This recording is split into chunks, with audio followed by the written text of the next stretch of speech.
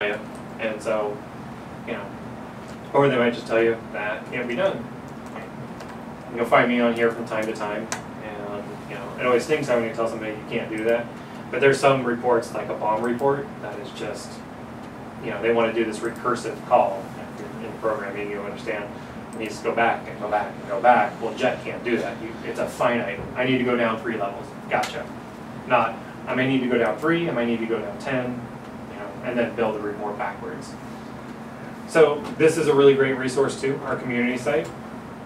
Is your password the same as what you registered earlier, or is this a separate one? So I noticed you had to This is something different. It is? Yeah, okay. you will register specifically your email address, your password. Okay.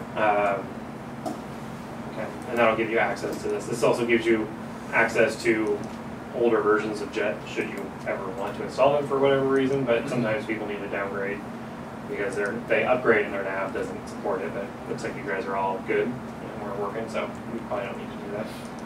Another place you can go is our tutorials. This is on our knowledge base. These are all videos. There's an actual interactive GL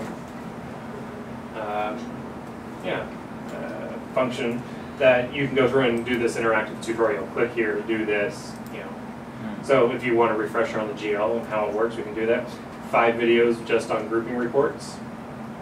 Table builder, dashboards. Well, dashboards is really only for cubes.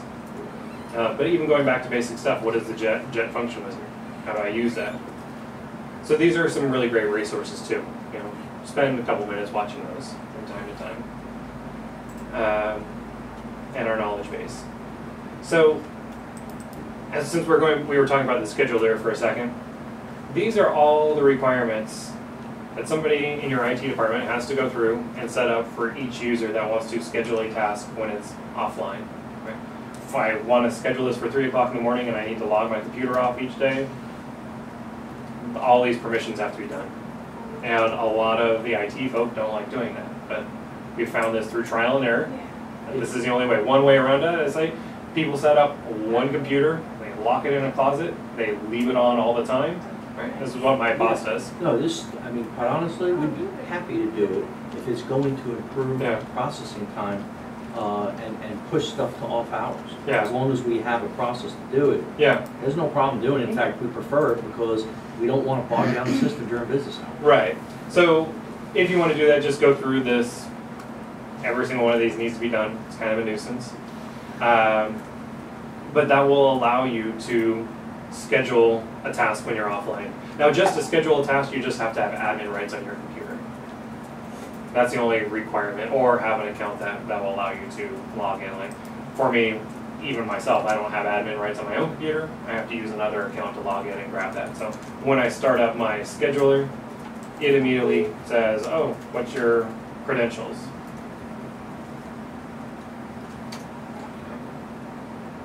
Now, I can create a new task. Every task has to have a unique name. So just make sure you give it a unique name. If you think you're going to have the same name task as somebody else, add your initials to it. It's the easiest way to get around that. I can choose to do all reports in a specific folder, right? Well, I know I need all 5 of these reports run before I get in the morning. I just put them all in one folder and tell it to look at that folder. Or if I just need one single report, I can tell it that. Your input and your output have to be different. So what I see a lot of people do is do, documents, Jet reports input, documents, Jet reports output. I try and overwrite the file while it's open and being used. Windows is going to freak out. I'm not going to let you do it. I can schedule it for one time, daily, weekly, monthly, whenever I want to do this. If I choose weekly, I can choose the days of the week that I want it to run.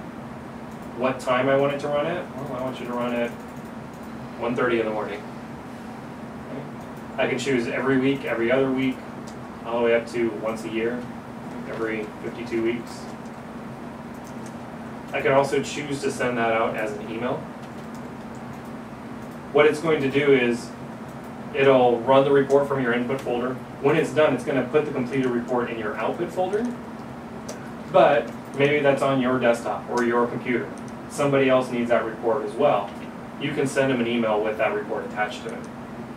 Now, I don't have my SMTP set up, so I don't have that option, but you have email via Outlook or email via SMTP. If you can use SMTP, use it. What is that? I've never heard of SMTP. It's just a mail protocol. I should know that off the top of my head. I was just curious, I just never No. heard of it, so, okay.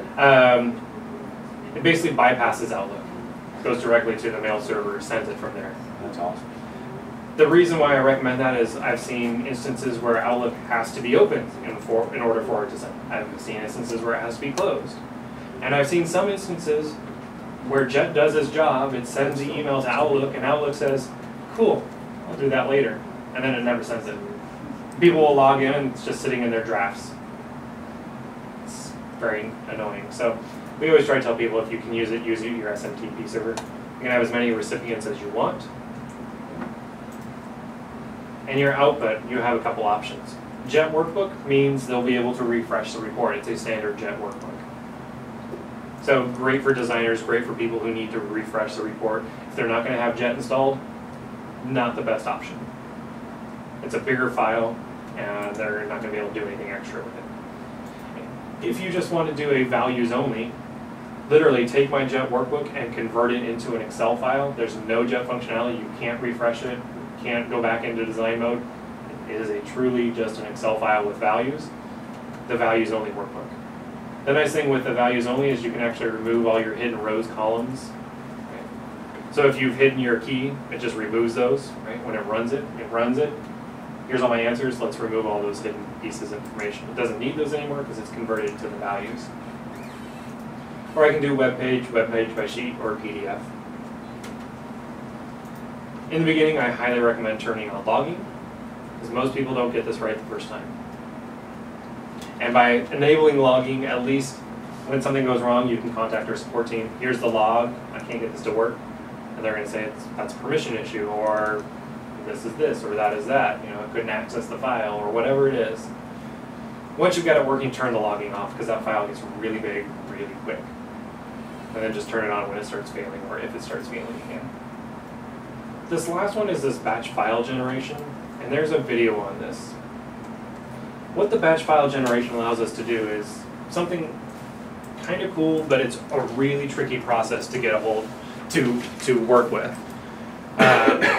What the batch file is going to say is, okay, let's say I've got my commission report, right? And I've got my 5 salespeople. Well, if I were to schedule a report, right? Well, I'll put all 5 of those guys into one folder and I'll just run my commission report. But then I can't email it. Because you know what's going to happen? It's going to email all 5 commission reports to all 5 people. You don't want them seeing other people's commission reports. The other way I can go about that is here's a scheduled task for John and Sherman, right? And it just emails their one file. I just run their one file and I email it to them. So now I have 5 scheduled tasks I have to maintain. If I add another employee, I have to, create a new scheduled task for that person. What the batch file allows you to do is create one task and say, run it X number of times. And each time you run it for Sherman and then email it to him. And then run it for John and email it to him. And then run it for Jane and email it. So I have one scheduled task, one report, but I'm using different parameters within it. There is a file you can use as a template in the video section. And I think it's like a 10-minute video, just 10 or 15 minutes, just on doing this one thing of how to use a scheduled task. I typically don't cover that because when I teach it in person, it's usually about an hour going through. The only thing that I tell people to do, and the one downfall, and I did the same thing when I first started, is they've got their report here. Okay? And people are used to, well, I have my task manager, and I'm going to schedule this task. Well, then they come in with their batch file. I made this mistake. Most people I see who do this on their own make this mistake. They take their batch file and they insert it into their report, and then they schedule their report. What ends up happening is it'll run that task, it'll hit that batch file, say, oh, I need to run this task, go back to report, oh, I need to run this task, and it keeps this infinite loop. And you eventually will run out of memory and the computer crashes. So what you do instead is you have your scheduler here. You tell it to look at the batch file, completely separate file, and it's got line items. Run it with these parameters, run it with these parameters, run it with these parameters, run it with these parameters. And it just goes line by line. And each of these lines say, go look at this report, run it, do what I tell it to do.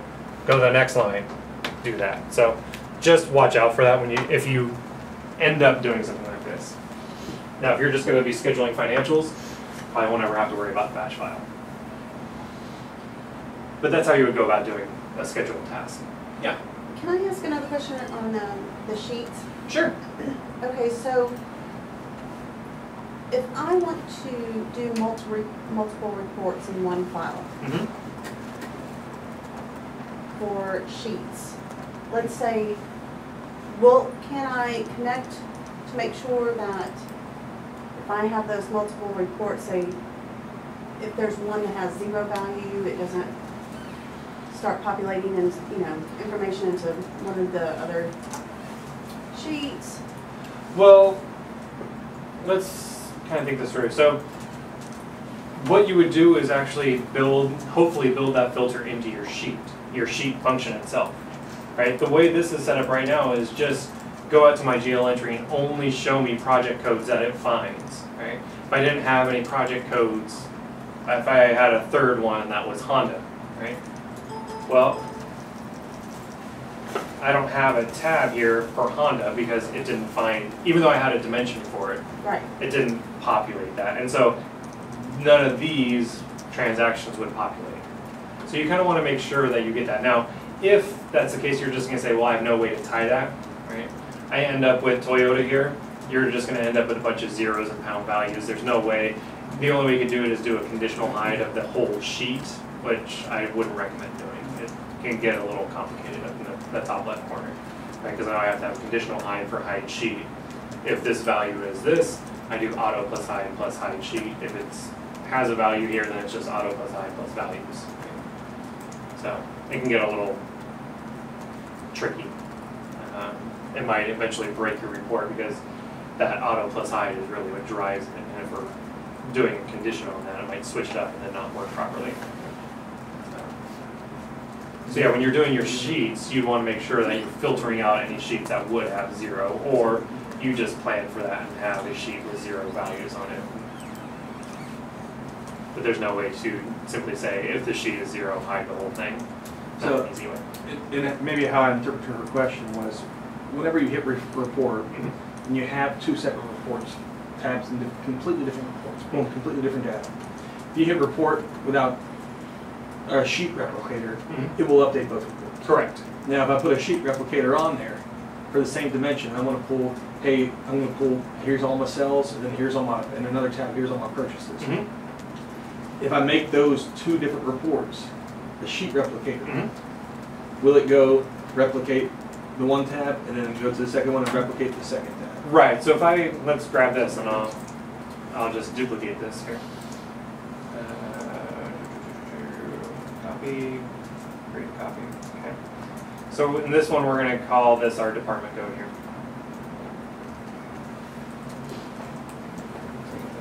Department code. We don't have to worry about this, we just start after that. So now I've got one that's my department code, one that's my project code. I hit refresh, and yeah, so now I get for each of that one parameter. Now this is my sales and these are my credits. All right, this will populate out all for my sales, and then I have to populate it all for my credits. Okay. But we want the sales and credits per The same dimension. dimension. You could do the same thing, right? I could make this the exact same thing. Yeah, right. But this is the query I would change, right? Show me all my debits. And then this one, show me all my credits. Now, if, for instance, and I think it's the last one to put this one to bed, because I think you can do it. if it's gonna be the same name. So if we're gonna have Mercedes in there twice. For instance, we're gonna use it for a plant. That's a good question. I've never actually tried that, so let's give it a whirl and see what happens. So let's just delete this, copy.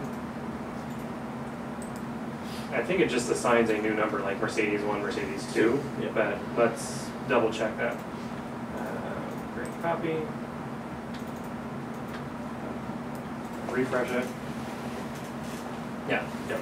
So it's just gonna call 2. Yep.